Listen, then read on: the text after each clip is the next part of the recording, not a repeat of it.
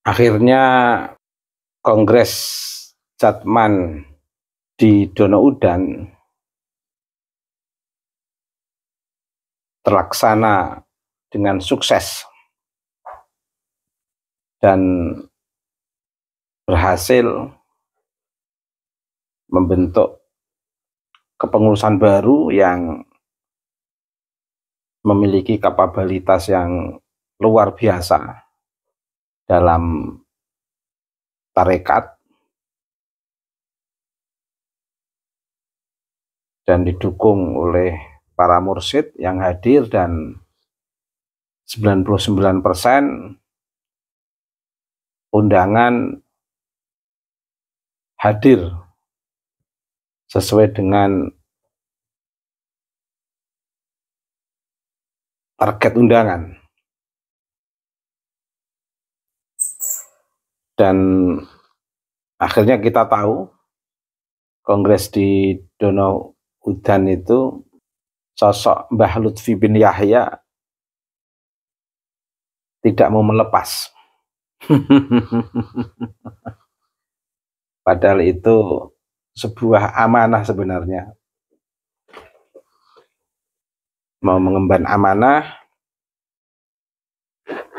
ya mau melepas sesuai dengan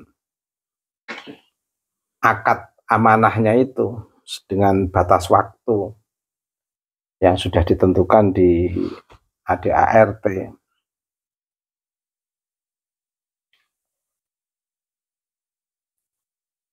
Di satu sisi Mbah Lutfi tidak mau hadir, dengan legowo menyerahkan secara formal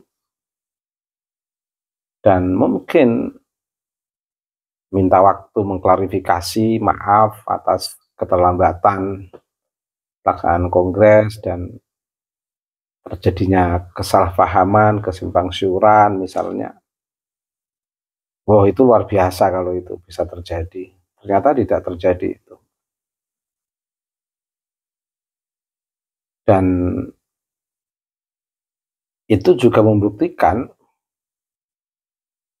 bahwa istilah muktamar yang akan diadakan oleh pihak Pekalongan, pihak Mbah Lutfi bin Yahya, sebagai bentuk muktamar tandingan, bahkan akan memberikan sanksi-sanksi organisasi dalam konteks ini kepada Idarah Wusta yang melanggar Idarah Aliyah versi Pekalongan. Itu merupakan ketidaktahuan hak Mbah Lutfi dan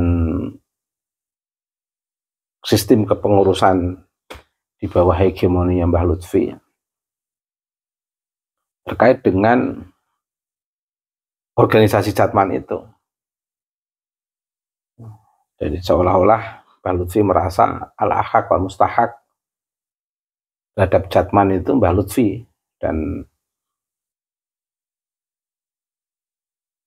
sistem struktur yang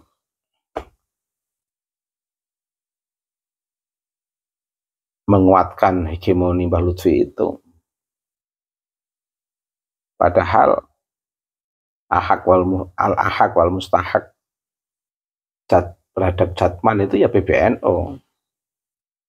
Jatman itu sebuah banom yang memang harus koheren dengan PBNU, memiliki independensi tapi juga harus interdependensi terhadap PBNU karena memang banom PBNU.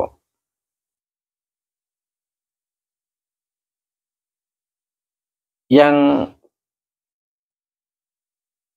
membuat para mursyid dan beberapa peserta yang hadir dari beberapa obrolan itu benar-benar heran. Mengapa seorang sosok Habib Lutfi yang dikenal dalam tanda kutip sudah seperti itu, betul-betul tidak memahami al-ahqaq al-mustahaq, tidak amanah, bahkan cenderung membuat sebuah kerusakan. Organisasi yang notabene dipercayakan kepada Mbah Lutfi untuk mengelola Jatman, dan itu merupakan amanah dari PBNO, dan para mursyid yang tergabung dalam organisasi Nahdlatul Ulama, tapi justru berpikirnya malah merusak, atau istilah Gus Yahya itu mereteli Banom PBNO. Nah, di saat para mursyid sudah berkumpul di Donaudan untuk melakukan kongres, justru ada rencana-rencana yang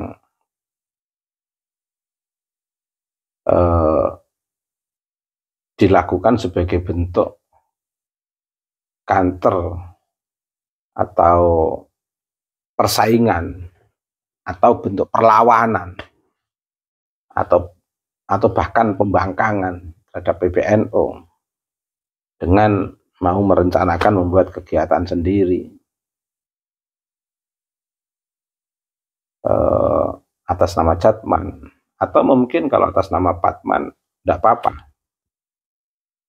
tetapi dalam kondisi apapun, dalam konteks etik sangat tidak etik.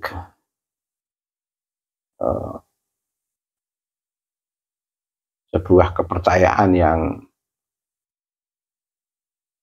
besar yang diberikan kepada Mbah Lutfi bin Yahya, tidak ada serah terima,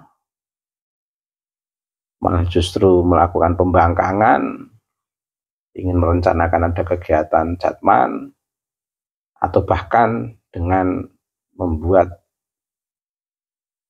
organisasi baru yang disebut Patman. Ini sekaligus kan menyandra orang-orang yang satu sisi dekat dengan Mbah Lutfi, tidak enak untuk ikut PBNO, di sisi lain hatinya menjerit, pengen tetap mengikuti organisasi Mbah Hasyim Asy'ari melalui PBNO, tapi dalam posisi sudah terlanjur dekat dengan Habib Lutfi. Ini kan satu sisi Mbah Lutfi ini membingungkan orang yang di dekatnya, membingungkan para mursyid, para ahli thariqah di bawah Jatman dalam arti Banom PBNO ini kan pada bingung. Kalau biasanya orang yang sudah mencapai makom tinggi itu tidak membuat bingung seseorang. Dan bekerja atau beraktivitas itu kalau orang sudah mencapai makom tinggi itu sudah biasanya sesuai dengan koridor, sesuai dengan aturan al-haq wal mustahaq, sesuai dengan aturan etik dalam konteks mengemban amanah. Sudah sesuai dengan aturan dalam konteks bagaimana membuat kemaslahatan, bagaimana organisasi thariqah yang berkembang dalam konteks sistem kepemimpinan yang harus regenerasi dan betul-betul dikembalikan kepada pemiliknya, tapi malah justru arah dari kebijakan, keputusan atau langkah yang diambil oleh Mbah Lutfi justru bertentangan dari semua aturan, baik dari aturan al-haq wal mustahaq, baik dalam aturan etik, baik dalam aturan amanah, baik dalam aturan human relation dengan sesama para nahdien dan para mursyid lainnya, menampakkan human interest sebagai personal yang memiliki power yang tetap indah di mata yang lain, justru malah tercederai dengan bentuk-bentuk pembangkangan yang selama ini dilakukan oleh Mbah Lutfi bin Yahya. Ini kan presiden buruk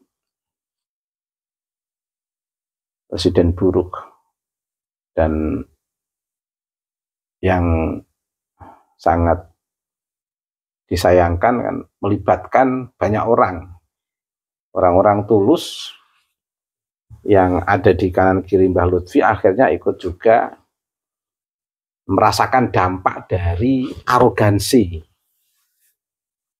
atau sikap jumawa tidak legowo sesuai dengan prinsip-prinsip yang saya sebutkan itu tadi. Ya sangat disayangkan memang. Tapi bagaimana lagi? Atau terakhir, ini juga bagian daripada kontribusi orang-orang dekat Mbah Lutfi yang tidak mau mengingatkan Mbah Lutfi atau memberikan masukan tentang hal yang terbaik terkait dengan fenomena kepemimpinan di Jatman selama dalam kepemimpinan Mbah Lutfi. Bisa jadi yang di kanan kiri ini ngipasi, atau juga ada kemungkinan karena nggak bisa berbuat apa-apa kecuali sami'na wa ata'na istilahnya dengan Mbah Lutfi bin Yahya. Kalau peristiwa yang terjadi ini semua betul-betul sudah ibaratnya nasi menjadi bubur, ya akhirnya masyarakat mempunyai kesimpulan pendek, ternyata arogansi Mbah Lutfi bin Yahya tidak amanah, tidak etik dalam mengelola Jatman, justru membuktikan kebenaran tesis Kyai Imaduddin Utsman.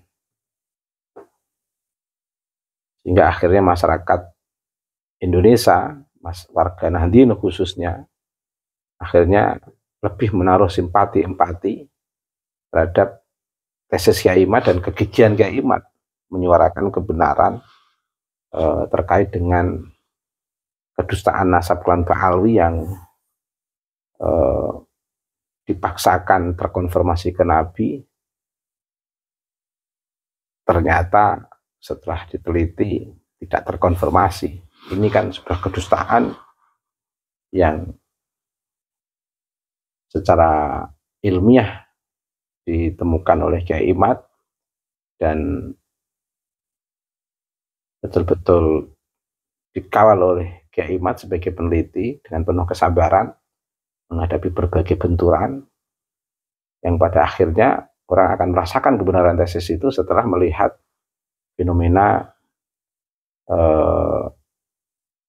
arogansi atau sikap tidak etik atau tidak amanah